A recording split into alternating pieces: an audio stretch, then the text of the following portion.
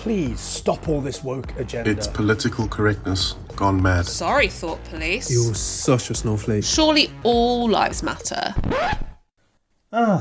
Did those sound familiar? Here on You Can't Say Anything Anymore, we unpack the nuances of these comments and bring sidelined lived experiences to the forefront. Brought to you by Diversifying Group.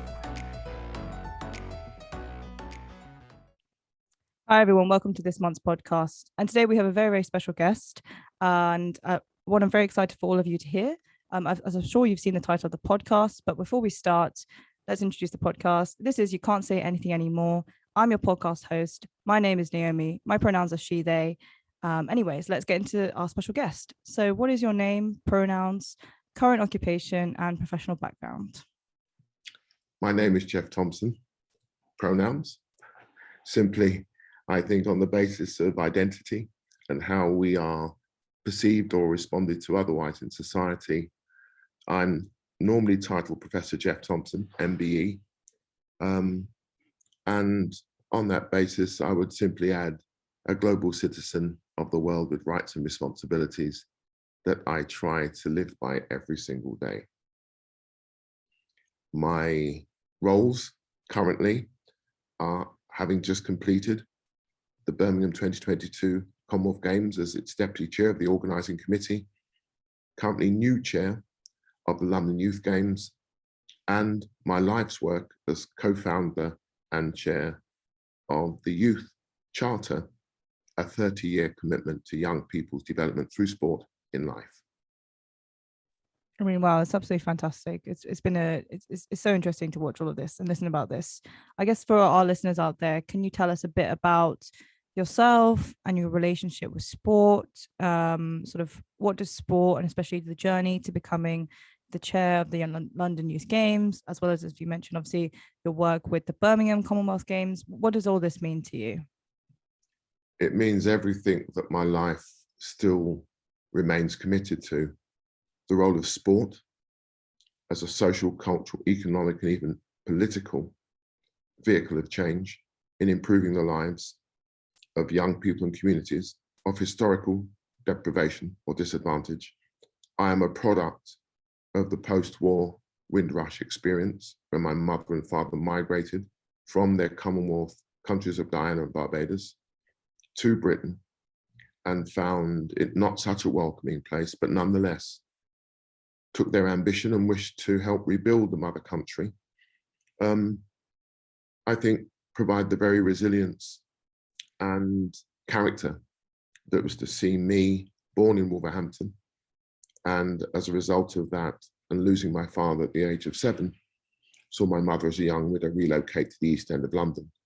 This again, of what I realized was an emotional trauma of disaffection, escape with sport and the arts. It was my place of, I suppose, self-reflection, expression, an outlet for my clearly aggressive feelings, having lost my father and moving from a place of countrified tranquility to the East End hardened existence where what you look like, where you came from and what you sounded like would be the difference to what you could expect. The color of my skin was not an option, but I soon got rid of my accent. And as I said, sport and the arts was a fundamental right of access. And I was able to be a product of sport for all. That was the mission aim of the 70s. I discovered karate as a means of self-defense. The National Front then and the intolerances of the day meant I had to protect myself. Equally, I was a bit of an entrepreneur at school and sold West Indian patties. So there was a need to be resilient and be able to protect, preserve and provide for Vice Cooperative, my mother. She didn't put us in a home. What I realized then, now, was one of the greatest decisions made for a young widow of the time. So I was always brought up to take my chances and make good of a bad situation. I discovered karate at the Michael Sobel Leisure Centre and it changed my life. It gave me a curriculum for life. It gave me the ability to set goals and targets that were not just classroom and playground orientated. and then found that I could compete.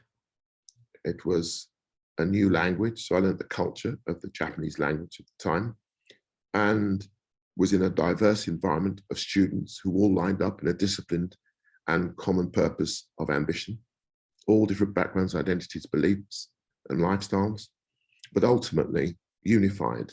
And that diversity of purpose added to my mental, physical, emotional health and well-being. I discovered competition. It took me all over the world. I achieved 5 gold medals, 2 heavyweight and 3 team, and one of the most successful teams in the 80s that reflected that sport for all participation. And since then, have simply translated that achievement of those medals and that experience of world travel, which is an edification, back into the young people and communities that I've come from. So my journey from streets to stadiums, occasionally to the rostrum and back to the streets, is simply, many would say, a recycling back to a holistic, but I think common sense approach of seeing and still committed to that fundamental human right that young people be afforded sport and the arts as part of their mental, physical, emotional health and well-being as a fundamental human right. That's absolutely fantastic. I love the idea that you kind of summarized about the circle from your journey, but also you see it as a fundamental right and a fundamental part of childhood and of human existence. I guess just for some of our international listeners, can you just describe a little bit about what is the London Youth Games, and how did you get involved in this? The London Youth Games was born out of the Queen's Silver Jubilee in 1977. And Roger Bottomley, the then director of the Crystal Palace National Sports Centre, came up with the idea as a festival of sport, art, culture, and very much reflecting London. I was a leisure officer in the 80s at the Sands End Sports Hall in Hampstead and Fulham. And in those days, the Sport, Leisure and Recreation Department, in effect, became the organising committee. So it was just part of that very edgy but fantastic group of individuals that believed in that participation ethos. So the 33 boroughs of London basically put forward their teams in regional, in a set of London regional competition, and that culminated in a Crystal Palace Festival. And since then, the last 40 years, it's been a year-on-year, I think, occasion. In that participation experience, I then, towards the late 80s, became the co-director, and then watched its journey as I left Hampstead Fulham and moved into sports administration, saw it culminate in the Commonwealth Youth Games at the 2002 Manchester Games. It now has become the Commonwealth Youth Games as part of the Commonwealth Games Federation annual calendar of events. And I think shows in what for me, and ironically became the Queen's Platinum Jubilee year, when I was asked to consider the role, became an absolute no-brainer in the ability to be able to see it, what many would agree, return back to its original ethos, a festival of young people and communities in London, giving them that participation engagement right, but giving them the responsibility, should they choose to achieve their potential, both in sport or in life. And here I am at a time where we have a Commonwealth Games in which we have to look at legacy. We have a Youth Games that is now resetting and repositioning itself with the 10th anniversary of the London 2012 Olympic and Paralympic Games, and the pledges of inspiring a generation still pending. So for me, it's an opportunity to do what I believe I do best. Lead by example in bringing together people who wouldn't normally work together, but I believe only can when you have major games. And I consider the London Youth Games the games of the streets. Thank you. That's a wonderful summary. And I love the idea that you summarized all of those experiences, but also the direction that it's moving towards. I guess that kind of follows into my next question, which is about in sort of recent news, the London Youth Games has revealed its Equality and Diversity Action Plan for the years 2021, 2025. Can you tell us a bit more about this? I think in simple terms, the Equality and Diversity Action Plan would have said that my appointment could have been deemed as token. I think anyone who looks at my life journey through sport and what I now represent in that Youth Games role of leadership, for me, a simple requirement that equality, diversity, inclusion is reflected in every single aspect of what the London Youth Games experience looks like. Of the 33 boroughs, of those just under 8 million citizens, but the young citizens of London, they have to look at the Youth Games and see themselves in those who are responsible in the delivery of the Games, the stakeholder relationships and partnerships that help realise the Games volunteers, the leaders, everybody who's involved in that experience must now be part of that experience and what equality, diversity, inclusion looks like. It's a subject now that I believe can only be really given its chance as an ongoing challenge to each and every one of us, the opportunity where we can learn to foster sound, positive, and I think community and society beneficial relationships. What I've learned through sport and my life journey is it's the only cultural bridge that gives us that opportunity, and it's been even more reinforced with just having experienced the Commonwealth Games in Birmingham. The opening ceremony, when those 56 countries were represented and those athletes and their cultural identity and vibrance, I would challenge anybody who wants to tell me that sport, in its broadest possible ability to unite and give hope and opportunity, should not now be reflected as they all go back to their respective nations, communities and lives, how we can foster, not as the panacea, it is not the solution, but we can certainly provide answers to some of society's challenges of how we mutually coexist, irrespective of what we look like, where we come from, what we believe in, what we sound like, and what our lifestyle choices might be and whom we love and whom we don't. But the Youth Games commitment is fundamental. It must be the golden thread that is reflected in our vision, mission, objectives, and values.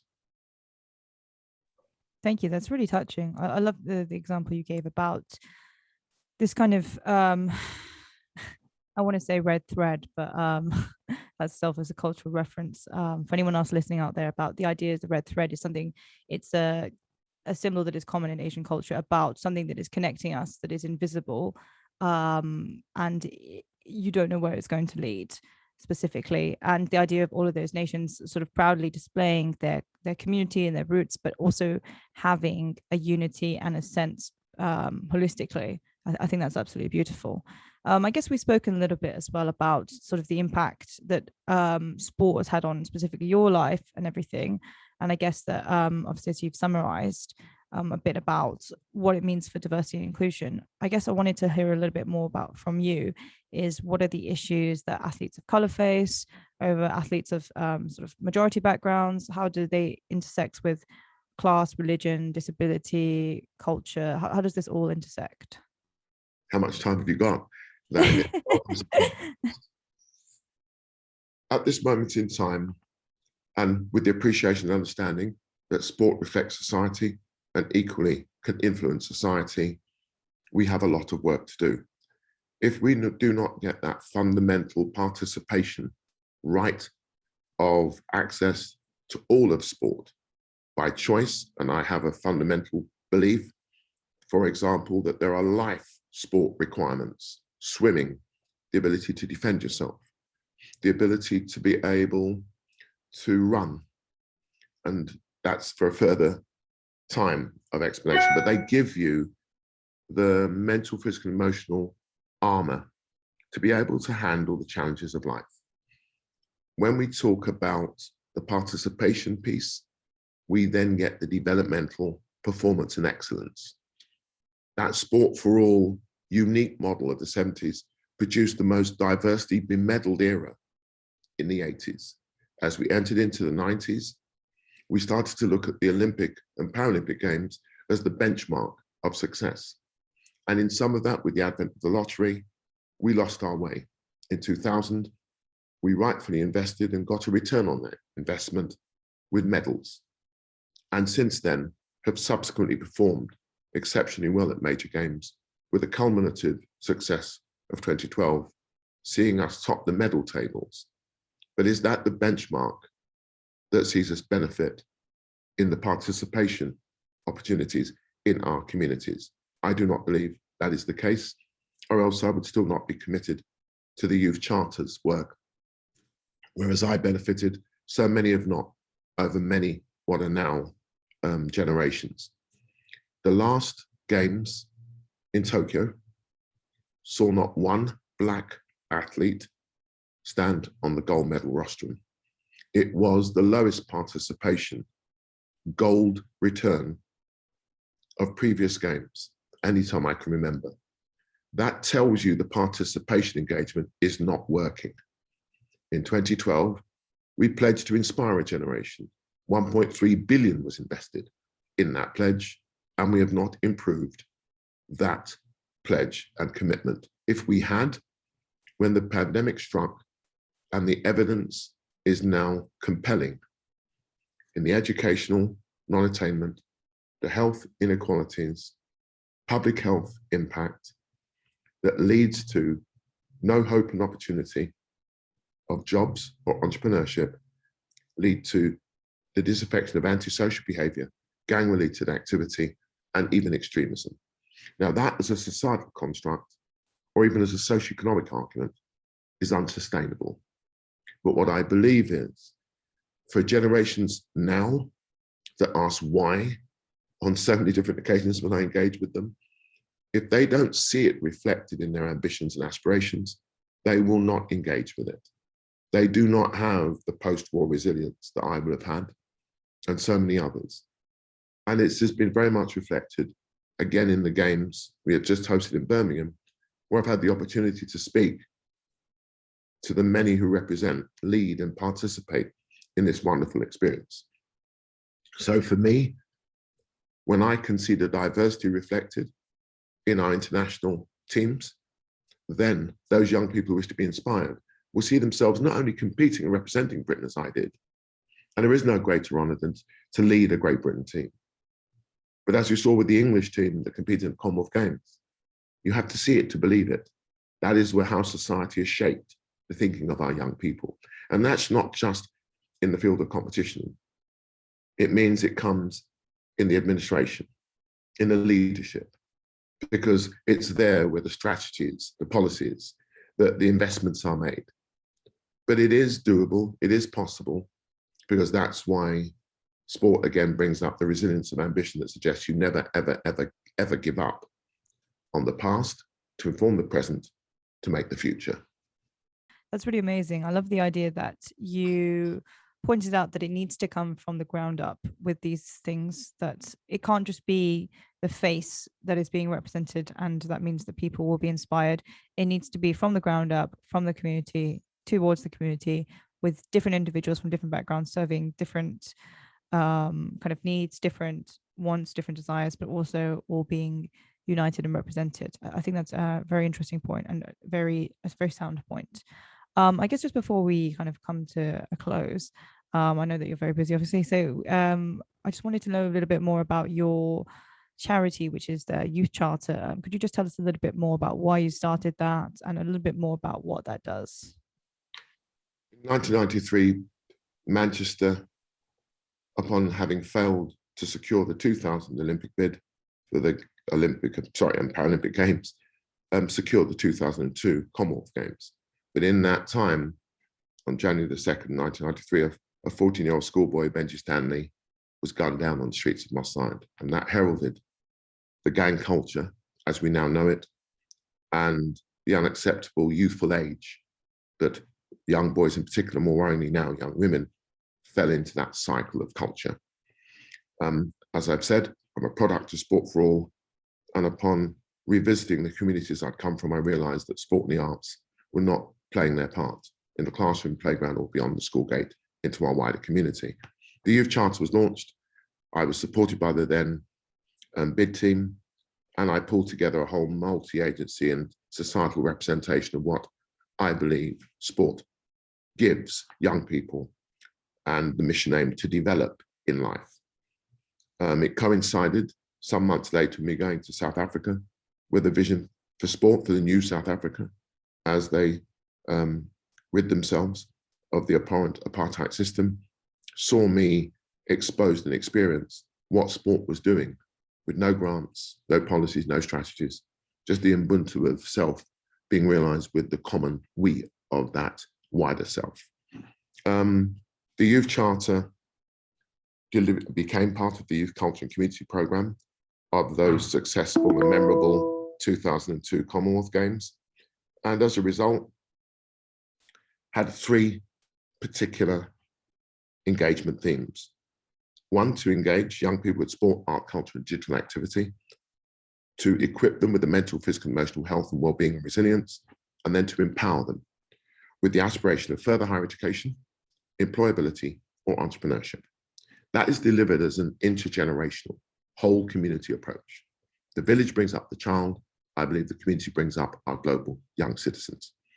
I must admit, I thought it was a short-term 7-year strategy, and it has now become my life's work, along with my fellow wife and world champion, Geoff Thompson. The lives that have been lost still trouble me, haunt me, but inspire me. The commitment is still ever much required and needed. And that is why through the major games that have been hosted, either here or abroad, we have gone from a tragedy to a global movement of sport for development. We're a United Nations non-governmental organization, and we still pursue the mission, vision, objectives, and values that the fundamental right to children and young people to benefit mentally, physically, and emotionally with sport, art, physical activity of any description remains at the fundamental core of what we do. We now have a call to action as a result of the Birmingham 2022 Commonwealth Games. We will attempt to engage, equip, and empower over 1 million young people in the UK and recruit, select, and deploy the social coaches. These are the people in our communities, for our communities, with our communities. They build the relationships of trust, confidence, and respect. They're a diverse and invaluable currency of leadership reference points that can show the way to those who are looking for hope and opportunity. It's what I benefited from. It's what I've seen globally. So that's now a global movement of social coaches, and you only need to have an interest in young people and commit 2 hours a week. We've just had 14,000 volunteers in Birmingham extraordinarily deliver a memorable games. As if they all contribute 2 hours to their communities and the community campuses that we believe reflect that Ubuntu, everybody is responsible, so everybody benefits. What we do globally will be no different. 50,000 social coaches, 50 community campuses, and over 50 million young people benefiting. So we have big ambition. We're very humble in our numbers, but we will not be deterred by those who would simply aim to derail, disrupt, or destroy. Because there is a real need now, with the world in its uncertainty, and with what I've witnessed and experienced with the Games in Birmingham, that Games for everyone and legacy opportunity for all, our campaign slogan, will now be enacted. And I believe we will be able to take forward something that gives the youth of the world a real opportunity of tangible, authentic engagement. Thank you. I mean, that's beautifully summarized. Tangible, authentic, and engagement. I love that. Thank you. Just before we close, I guess this kind of rolls into my next question, which was, we've spoken a lot about resilience and you've spoken a lot about your experiences. I guess, is there any kind of advice or anything you wanted to share for any young people listening or any people who are interested in engaging in sport? Any advice about them to sort of overcome these challenges or anything else? First, you need the all-important resilience. Do not be naive that the world is an inviting place of which you are entitled. There is a need to understand that as a human race, we are fallible and we're not perfect. However, if you apply hard work, a commitment, and a dedication of effort, with strong belief in your ancestry and heritage, it will equip you for when life knocks you down. Because it's only upon life knocking you down, how you take the count of your experiences and stand back up better for that experience, can you then fulfill what I believe everybody has. Whatever your beliefs, well, I have a very strong spiritual belief that we all have a gift. And if we're given the opportunity of realizing that gift, and if one door shuts, go to another, you'll be amazed how many doors there are. Be strategic, be respectful, but not at the expense of those firmly held values, that you treat people how you wish to be treated. If you retain a sense of humor, if you apply yourself, dedicate, commit yourself with hard work, you will achieve your ambitions. If you wish to give lofty goals of mutual shared benefit by what you achieve, it will possibly take you longer, but you will achieve your dreams and your objectives. Never, never, never, never, never give up on your ambitions. And finally, all that inspired me at a time where I wanted to give up, but George Floyd reminded me that my fight for the streets reflect where I've come from, the streets. Vision without action is but a dream. Action without vision is merely passing time. Vision with action can change the world. The late Madiba Nelson Mandela. Thank you. That's a lovely quote to end on. I wanted to thank you so much for your time today. Like I said, I understand that obviously it's been a very busy couple of weeks for you. As of when we're recording, you've just finished your stint in Birmingham. So I just wanted to say thank you again for your time. And thank you for ending on that. I think that advice is very, very, very important. I'm sure that I'll be writing it down and sort of trying to revise that later, trying to sort of internalize all of those notes together and everything. It's all on the website, youthcharter.org. Visit the website. It's all there for any young person that says, from tragedy, we are now a global movement of hope and opportunity. Brilliant. Thank you very much. And I guess is there anywhere that people can find out more about you or the other organizations as well that you've mentioned at all? All at the Youth Charter. Great thing about Google, Youth Charter, and it all comes to your very required needs of further questions answered. Okay, brilliant. Thank you so much. Well, thank you again for your time. Pleasure. I'm sure our listeners will be Googling this right away right now. Thanks so much, Naomi. Thanks for listening. If you enjoyed this episode and would like to support this podcast, please share it with others and leave us a review on Apple Podcasts. Keep up to date with what we do at Diversifying Group at diversifying.com or follow us on social media at Diversifying Group. See you next time.